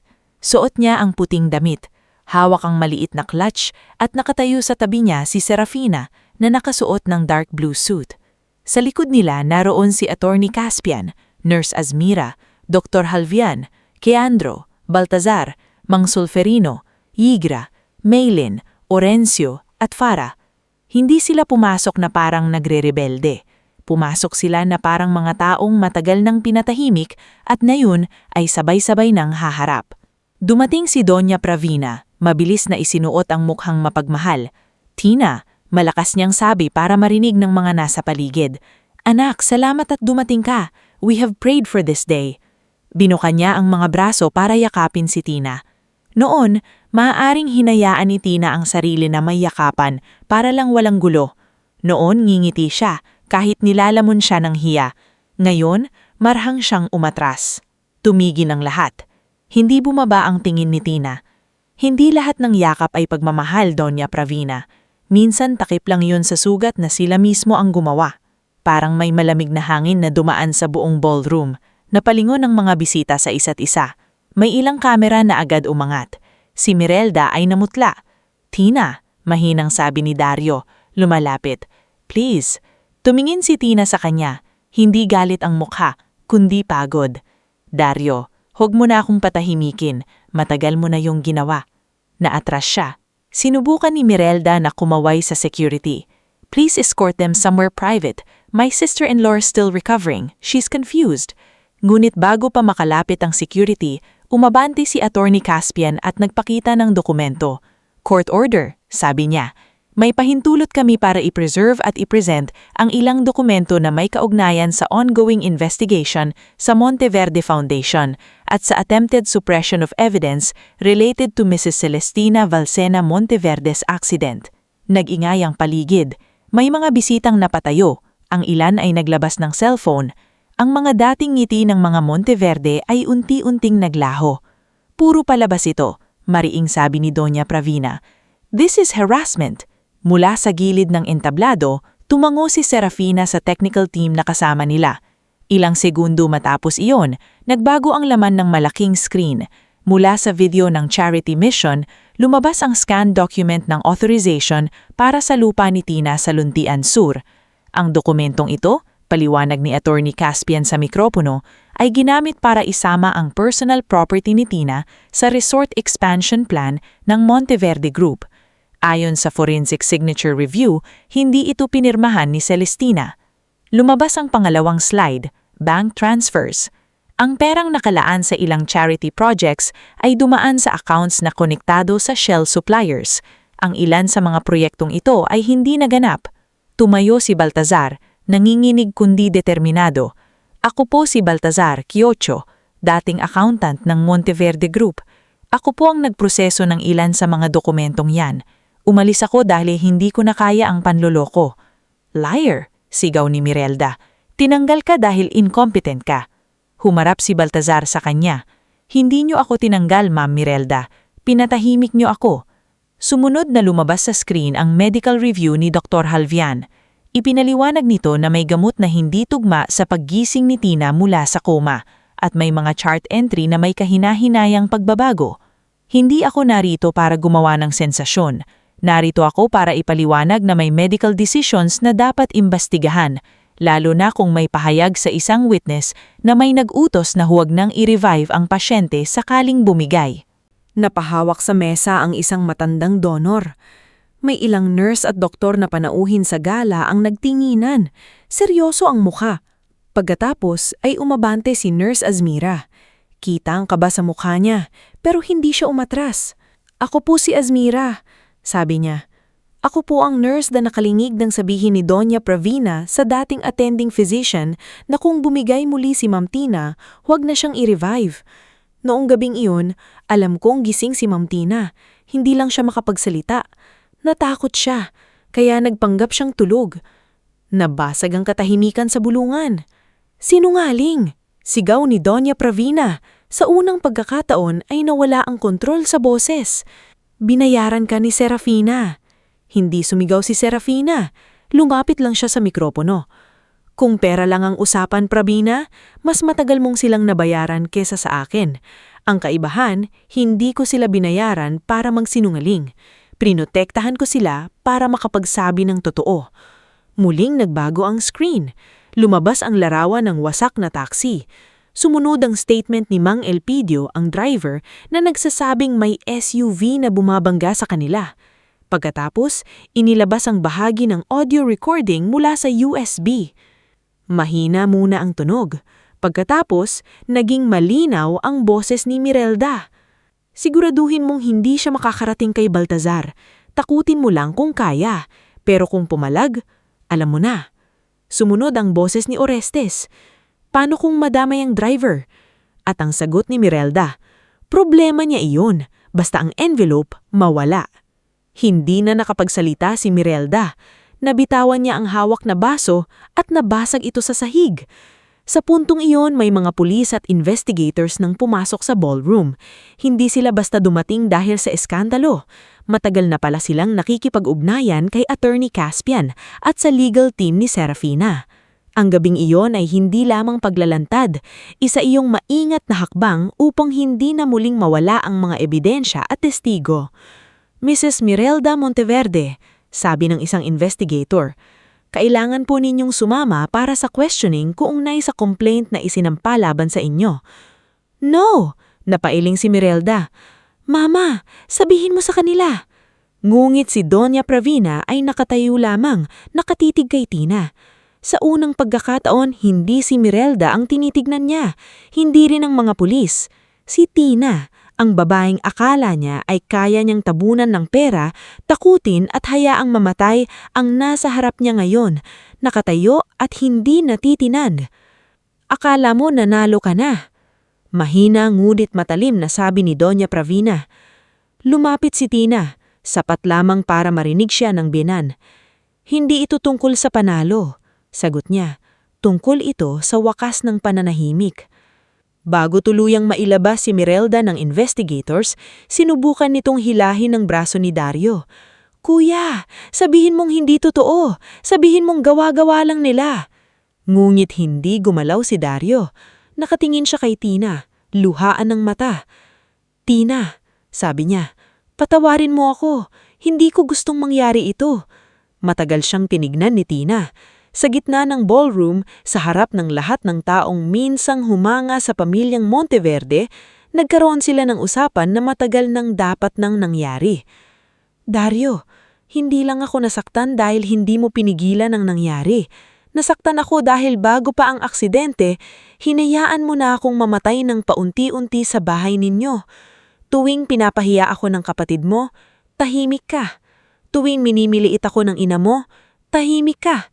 Tuwing ninakaw nila ang alaala ng papa ko, tahimik ka. Napaiyak si Dario. Natatakot ako. Alam ko. Pero hindi ako pwedeng manatili sa taong kailangang kumbinsihin mahalin ka ng tama. Magsasampa ako ng annulment, hindi para saktan ka, kundi para tuluyan na akong malaya. Napayuko si Dario at sa pagyukong iyon, parang bumagsak din ang natitirang ilusyon ng kanilang kasal. Sa kabilang bahagi ng ballroom, si Doña Pravina ay kinausap na rin ng otoridad. Hindi pa siya agad inaresto ng gabing iyon, ngunit malinaw na siyang isasama sa investigasyon kaugnay sa financial manipulation, obstruction at pangigipit sa medical staff. Si Dr. Renebaldo Sison na palihim na dumalaw rin sa gala bilang guest ng foundation ay sinubukang umalis sa likod na pinto, ngunit hinarangan ng isang investigator. Doktor, may ilang tanong kami tungkol sa chart modifications ni Mrs. Monteverde. Namutla ito. Kailangan ko ng abogado. Mas mabuti po iyon. Si Orestes naman, na matagal nang pinaghahanap, ay nahuli kinabukasan sa isang maliit na pension house sa Batangas. Nang malaman niyang may audio recording at hawak na ng mga otoridad ang ilang ebidensya, pumayag siyang magbigay ng impormasyon kapalit ng proteksyon. Isinalaysay niya kung paano siya inutusan ni Mirelda na takutin si Tina, kung paano niya sinundan ng taxi at kung paano lumala ang sitwasyon nang mawalan ng kontrol ang banggaan. Hindi man niya sinabing direktang iniutos ang pagpatay, sapat ang kanyang salaysay upang patibayin na hindi simpleng aksidente ang nangyari. Pagkatapos ng kaguluhan sa gala, hindi na bumalik si Tina sa ballroom. Dinala siya ni Serafina sa isang tahimik na waiting room sa likod ng hotel. Doon, sa unang pagkakataon matapos humarap sa lahat, nanginig ang tuhod niya. Napaupo siya, hinawakan ng dibdib at napaiyak. Lumuhod si Serafina sa harap niya. Tina, tapos na ang gabing ito. Nakayanan mo. Akala ko hindi ako matatakot, sabi ni Tina habang humihikbi. Ang tapang ay hindi kawalan ng takot, sagot ni Serafina. Ang tapang ay iyong nanginginig ka, pero hindi ka umatras. Pumasok si Nurse Azmira bala ang tubig. Sumunod si Yigra, Mang Solferino, Baltazar, Maylin, Orencio at Fera. Wala silang malaking sinabi. Isa-isa lang silang lumapit, parang tahimik na pamilya na nabuo hindi sa dugo, kundi sa iisang pagnanais na matapos ang pananakot. Si Mang Solferino ang unang nagsalita. "Ma'am Tina, kung buhay ang tatay ninyo, ipagmamalaki kayo niya." Napaluha lalo si Tina, pero sa pagkakataong iyon, hindi na iyon luha ng pagkasira.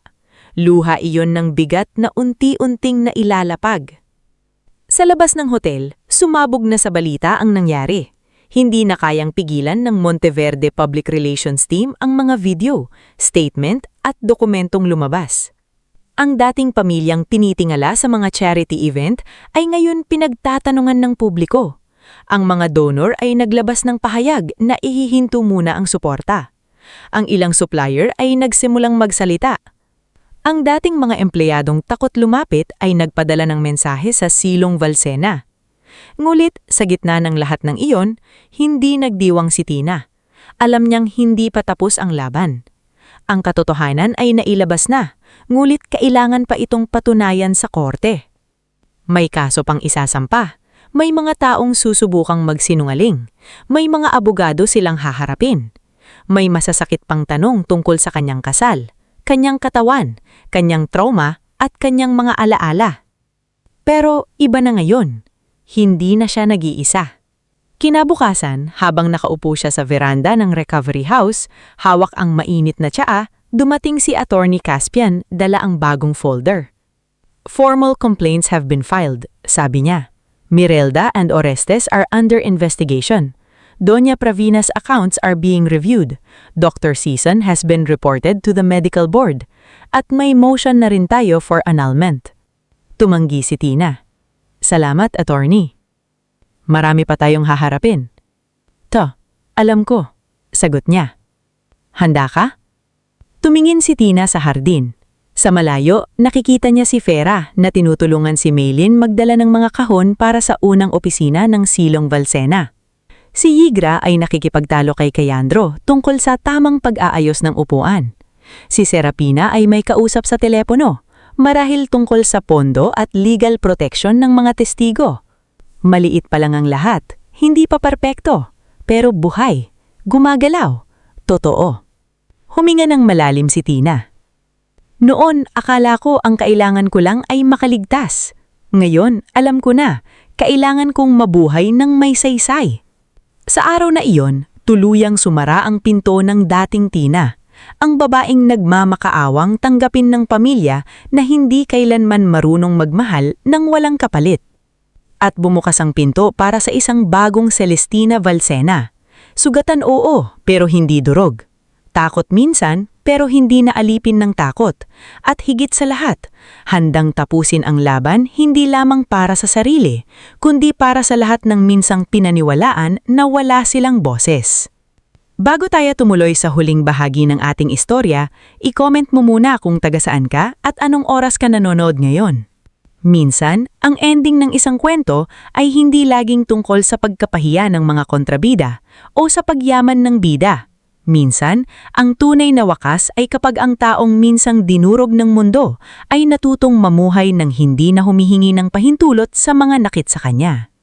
Sa huling bahagi ng buhay ni Tina na ating susundan, hindi na lamang siya lalaban para makaligtas. Lalaban siya para tuluyang mabuo ang isang buhay na hindi na kayang angkinin ng kahit sinong Monteverde. 2 taon nang lumipas mula nung yumanig ang ballroom ng Monteverde Grand Hotel dahil sa mga ebidensyang inilabas ni Celestina Tina Valsena. Valsena Monteverde, ng kapatid niyang si Serafina Valsena Ruiz at ng mga taong dating pinatahimik ng kapangyarihan, hindi naging madali ang mga taong iyon.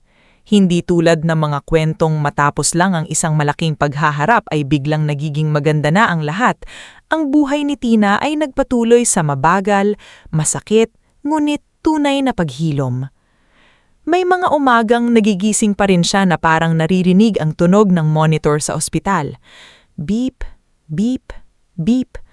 May mga gabing kapag umuulan ng malakas, bigla siyang napapatigil sa gitna ng ginagawa niya dahil bumabalik sa isip niya ang ilaw ng poste, ang basag na salamin, at ang itim na SUV na sumusunod sa taxi.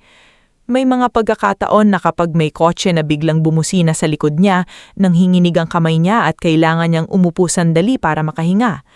Ngunit hindi na niya ikinahihiya iyon. Hindi ibig sabihin mahina ka kapag natatakot ka pa rin. Sabi sa kanya ni Dr. Halvian Cruz isang araw sa follow-up check-up. Ang trauma, hindi iyan sugat na basta natutuyo. Minsan, bumabalik ang hapdi kapag may humawak sa piklat. Pero ang mahalaga, alam mo nang hindi ka na nandoon. Tumanggo si Tina habang nakaupo sa klinik. Katabi niya si Nurse Azmira na matapos ang lahat ay hindi na bumalik sa dating ospital. Sa halip, tinanggap nito ang alok ni Serafina na maging bahagi ng bagong medical advocacy program ng Silong Valsena. Ang unang opisina nila hindi malaking building. Sa katunayan, dati itong lumang bodega na ipinaayos ni Serafina. Ngunit para sa mga taong pumapasok doon na luhaan, takot at walang mapupuntahan, ang simpleng pinto may karatolang Silong Valsena ay parang pintuan pabalik sa pag-asa. Si Maylene, ang dating kasambahay na pinalayas matapos pagbintangan ng pagnanakaw, ang naging shelter coordinator. Siya ang unang sumasalubong sa mga babaeng nanginginig sa waiting area. Dito, hindi ka muna tatanungin kung bakit ka hindi agad lumaban. Dito, uunahin muna namin kung paano ka makakahinga. Lagi niyang sinasabi. Si Orencio, ang dating construction worker na hindi binayaran ng subcontractor na konektado noon sa Monteverde project, ay tumulong mag-organize ng worker support group. Hindi siya abogado, pero kabisado niya ang pakiramdam ng pinagpaguran mong sahod sa parang limos pangkailangang ipagmamakaawa. Hindi tayo nangihingi ng sobra, sabi niya sa mga manggagawang dumadalaw sa orientation. Ang hinihingi natin, bayad sa pawis natin. Karapatan yon, hindi pabor. Si Farah, ang dating scholar na muntik nang mawalan ng pag-aaral dahil nawala ang pondo sa Peking Charity Project, ay nagpatuloy sa kolehiyo sa tulong ng Silong Valsena at ni Serafina. Sa loob ng 2 taon, naging mas matapang ang tindig niya. Tuwing bakasyon, tumutulong siya sa foundation bilang youth volunteer. Minsan po, sabi niya kay Tina isang hapon habang nag-aayos sila ng school supplies, iniisip ko kung hindi nangyari sa inyo ang lahat, baka hindi rin kami nagkaroon ng ganitong lugar. Natigilan si Tina. Saglit siyang tumingin sa labas ng bintana kung saan may 2 batang babae na naglalaro sa bakuran ng shelter habang naghihintay ang kanilang ina sa legal desk. Ayokong isipin na kailangang mangyari sa akin ang masama para may mabuting mabuo. Ngunit dahil nangyari na, sisiguraduhin kong hindi masasayang ang sakit. Samantala, ang kaso laban sa mga Monteverde ay umusad ng mabagal ngunit mabigat. Sa loob ng 2 taon, paulit-ulit na hinarap ni Tina ang korte, investigasyon at mga abogado ng kabilang banda na pilit siyang pinagmumukhang emosyonal, nalilito at namanipula ng kanyang kapatid na bilyonarya. Sa unang pagharap niya sa korte, nanginginig ang tuhod niya. Nasa likod niya si Serafina, Attorney Caspian Laurel, Nurse Azmira, Mang Solferino, Igra, Maylene, Orencio at Farah. Hindi sila nagsasalita, ngulit sapat na ang presensya nila para ipaalala kay Tina na hindi na siya nag-iisa. Mrs. Monteverde, tanong ng abogado ni Doña Pravina, maaari bang dahil sa trauma ninyo ay napaghalo-halo nyo na ang ilang pangyayari? Tumingin si Tina sa judge bago sumagot. Posible pong may mga detalye akong nakalimutan noong una dahil sa trauma, kaya nga po hindi lang alaala ko ang dala namin dito. May dokumento, may medical review, may bank records, may witness at may recording. Tumahimik ang abogado. Iyon ang lakas ng kaso nila. Hindi ito nakatayo lamang sa luha ni Tina. Nakatayo ito sa mabusising ebidensyang binuo ni Attorney Caspian, sa testimonya ni Baltazar Quiocho, sa salaysay ni Mang Elpidio, sa tapang ni Nurse Azmira, at sa pag-amin ni Orestes matapos siyang ilagay sa witness protection. Si Orestes, na dating tauhan ni Mirelda, ay humarap sa korten halatang binababagag ng konsensya. Hindi siya ginawang bayani ng kwento. Alam niyang naging bahagi siya ng pananakit. Ngunit sa kanyang pagsasalita, mas lumakas ang katotohanan. Inutusan po ako ni Ma'am Mirelda na sundan si Ma'am Tina, sabi niya habang nakayuko. Ang sabi po, kunin ang envelope, takutin kung kailanan. Nung bumangga ang sasakyan, hindi ko na po alam ang gagawin ko. Tumawag po ako sa kanya. Hindi po siya nagtanong kung buhay si Ma'am Tina. Ang tinanong po niya, nakuha mo ba ang envelope? Sa upuan ng akusado, namutla si Mirelda. Ang dating babaang nakangiti habang nangmamaliit ng mga tao sa hapagkainan ay ngayon nakayuko, nakakapit sa braso ng sariling abogado. Si Doña Pravina naman ay nanatiling matigas hanggang sa huli. Sa bawat hearing, suot niya ang mamahaling damit, perlas sa leeg at mukhang sanay pa ring tingalain. Ngunit habang lumalabas ang bank records at mga pangalan ng accounts na konektado sa kanya, unti-unting nababakbak ang imahen niyang matagal inalagaan. Ginawa ko ang lahat para sa pamilya, mariin niyang sinabi minsan sa korte. Hindi nakatiis si Serafina na bumulong kay Tina. Ang pamilyang sinasabi niya, sarili niya lang. Hindi tumawa si Tina. Nakatingin lamang siya kay Doña Pravina. Sa mahabang panahon, pinangarap niyang marinig ang biyanan na humingi ng tawad. Ngunit habang tumatagal, naunawaan niyang may mga taong hindi kailanman magsisisi sa pananakit. Magsisisi lamang sila kapag nahuli. Dumating ang araw ng hatol sa isang umagang maaliwalas ang langit. Maagang dumating si Tina sa korte. Hindi na siya naka-wheelchair. Wala na rin siyang tungkod. Mabagal pa rin siyang lumakad kapag napapagod, ngunit matatag na ang kanyang tindig. Suot niya ang simpleng beige dress at hawak ang lumang panyo ni Mang Heraldo sa loob ng bag. Katabi niya si Serafina. "Kinakabahan ka?" tanong ng ate niya. "Oo," sagot ni Tina. "Gusto mong umuwi muna?" Umiling si Tina. "Hindi, tagal akong pinilit na mawala. Ngayon, kailangan kong manatili hanggang dulo." Sa loob ng courtroom, binasa ang hatol. Si Mirelda Monteverde ay napatunayang sangkot sa pananakot kay Tina, sa planong kunin ang envelope, at sa pandaraya sa mga dokumento ng lupa. Hinatulan siya ng pagkakabilanggo, multa, at diskwalipikasyon mula sa paghawak ng posisyon sa anumang foundation o corporate board na may public funds. Si Doña Pravina Monteverde naman ay napatunayang may pananggutan sa financial manipulation, obstruction of investigation, panggigipit sa medical staff, at paggamit ng impluensya upang baguhin ang ilang records. Hindi man lahat ng mapinakamabigat maparatang ay napatunayan sa paraan na gusto ng publiko, sapat ang hatol para bumagsak ang pamilyang sanay magtago sa likod ng yaman. Si Dr. Renebaldo Sison ay nawalan ng lisensya matapos ang hiwalay na pagdinig sa medical board. Si Orestes ay tumanggap ng mas magaan na parusa dahil sa pagtestigo, ngunit nanatili pa ring may pananggutan sa ginawa niya. Ang Monteverde Foundation ay isinalim sa malawakang audit at ang ilang ari-arian ng pamilya ay na-freeze para mabayaran ang mga biktima, mga suppliers at mga programang nakawan nila ng pondo. Nang marinig ni Tina ang desisyon, hindi siya napasigaw, hindi siya napaluhod, hindi siya numiting ng malaki. Napapikit lamang siya at mahigpit niyang hinawak ang panyo ng kanyang ama. "Papa, naibalik ko po ang pangalan natin." Sa labas ng korte, naghihintay ang media. Ngulit bago pa man siya lumabas, hinarong siya ni Dario sa hallway. Malaki ang ipinayat nito. Hindi na siya mukhang tagapagmana ng imperyo. Mas mukhang lalaking napapagod kakadala ng kahihiyan na matagal niyang iniwasan.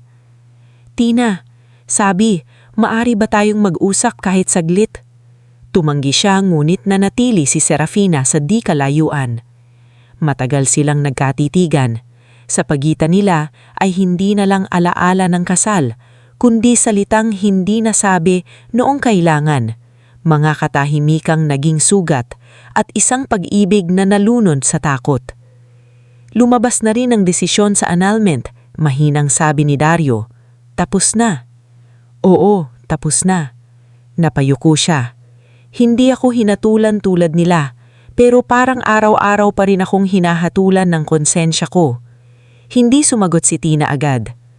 Alam kong huli na, pagpatuloy ni Dario, kaya gusto kong sabihin na tama ka.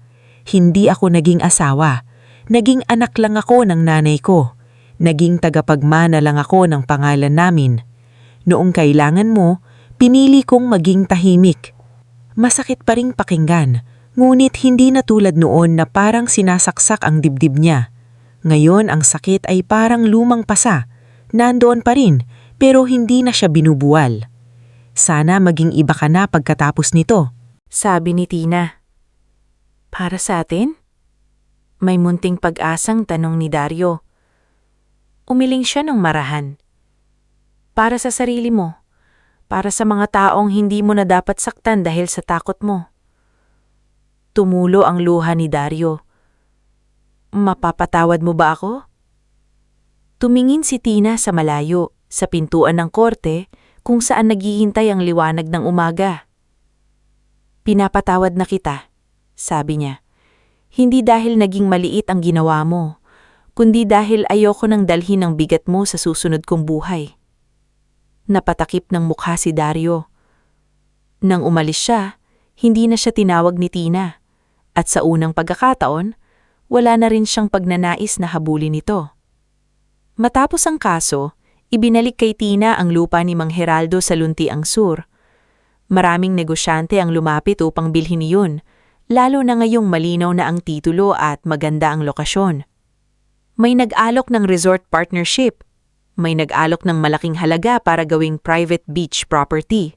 Ngunit hindi na pera ang sagot sa sugat ni Tina. Isang umaga, dinala niya si Serapina sa lupa. Matagal nang hindi napupuntahan ni Tina ang lugar. Tumubo na ang matataas na damo, ngunit naroon pa rin ang ilang punong niyog, ang lumang bakod, at ang tanawing dagat na minahal ng kanyang ama.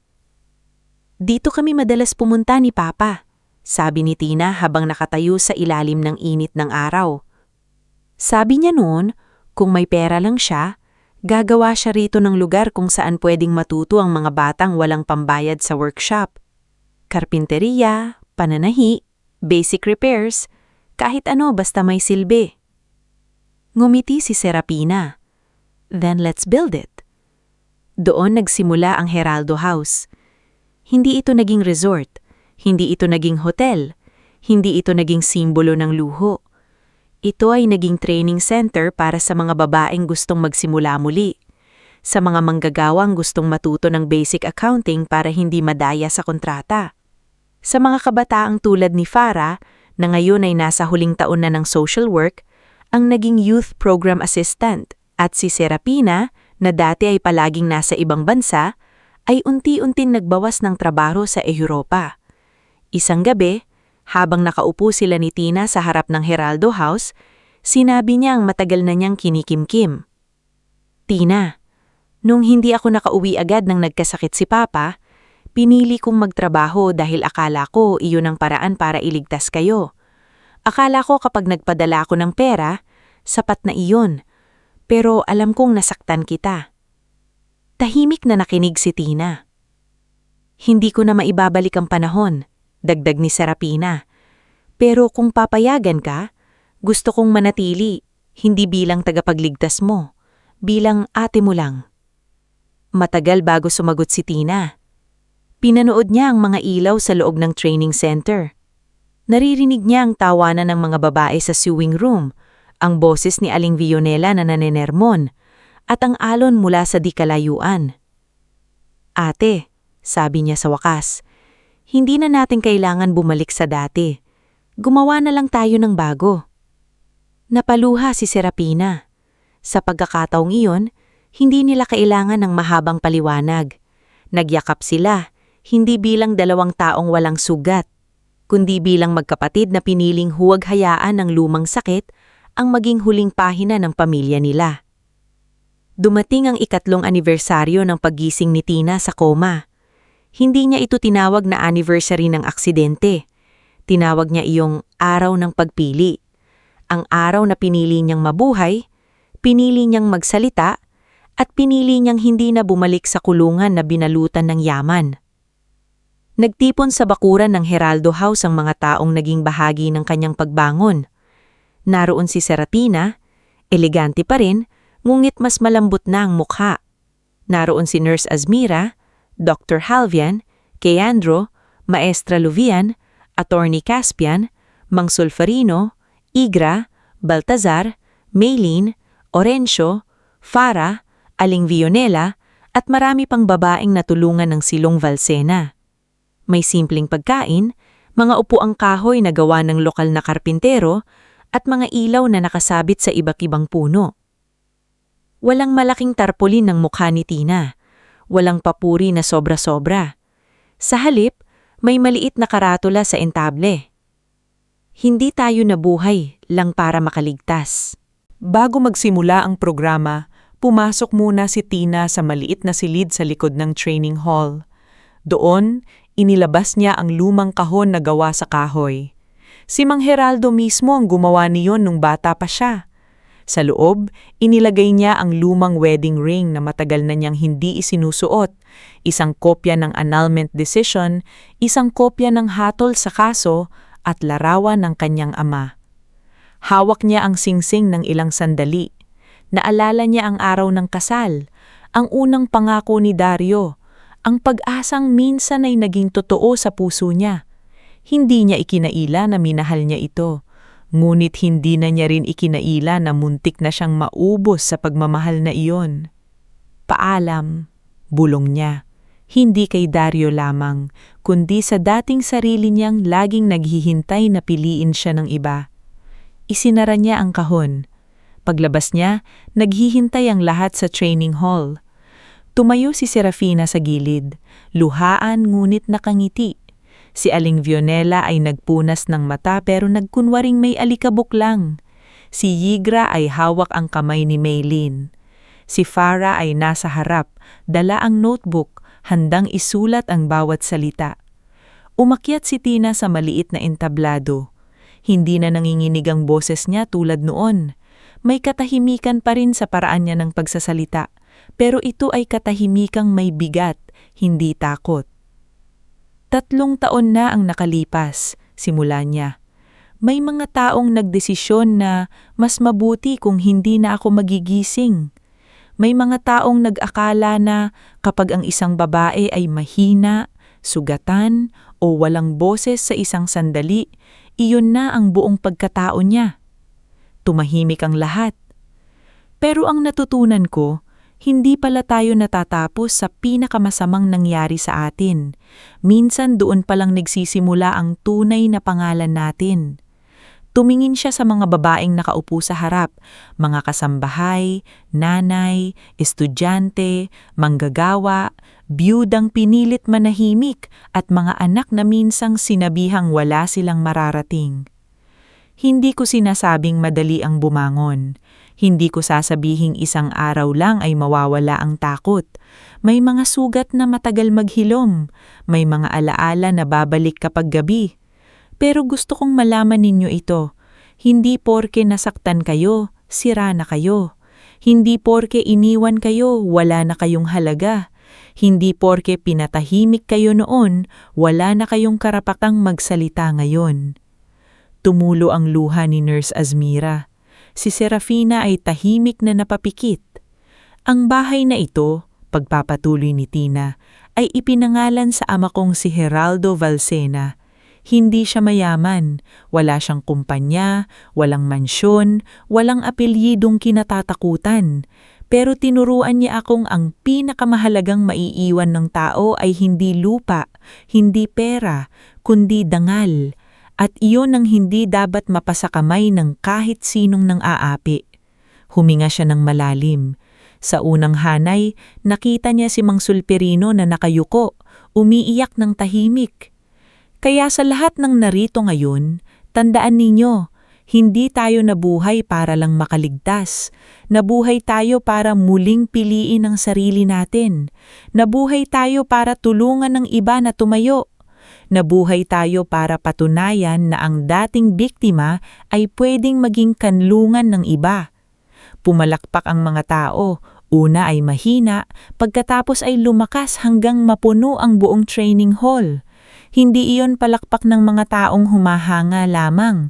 Palakpak iyon ng mga taong nakilala ang sarili sa sugat ni Tina at nakita ng posibilidad sa kanyang pagbangon. Pagkatapos ng programa, naglakad si Tina papunta sa bakuran. Lumubog na ang araw at kulay ginto ang langit sa ibabaw ng dagat. Lumapit si Serafina at tumabi sa kanya. "Masaya ka?" tanong ng ate niya. Tumingin si Tina sa Heraldo House, sa mga ilaw, sa mga taong nagtatawanan, sa mga batang tumatakbo sa damuhan. "Hindi palagi," tapat niyang sagot. "Pero payapa ako. At mas mahalaga iyon." Ngumiti si Serafina. "Proud ako sa iyo." "Alam ko," sabi ni Tina sabay hawak sa kamay ng kapatid. "At sa wakas, nararamdaman ko na." Sa malayo, ang dating lupang muntik dang nakawin ay puno na ngayon ng buhay. Hindi resort, hindi simbolo ng kasakiman, kundi tahanan para sa mga taong minsang itinuring na walang halaga. At si Tina, ang babaeng dating pinagtawanan sa hapag ng mga mayayaman, ang babaeng inutusan nilang hindi nang i-revive, ang babaeng nagpanggap na tulog para mabuhay, ay nakatayo ngayon sa gitna ng sariling liwanag. Hindi na siya Mrs. Monteverde, hindi na siya ang tahimik na manugang, hindi na siya ang babaeng naghihintay na tanggapin. Siya ay Celestina Valsena, anak ni Heraldo, kapatid ni Serafina, tagapagtatag ng Silong Valsena at Heraldo House, babaeng minsang muntik ilibing ng kasinungalingan, ngunit piniling bumangon upang maging tahanan ng katotohanan. At doon, sa ilalim ng papadilim na langit, tuluyang nagsara ang lumang kabanata ng kanyang buhay, hindi sa galit, hindi sa paghihiganti, kundi sa kapayapaang hindi na kayang nakawin ng kahit sino.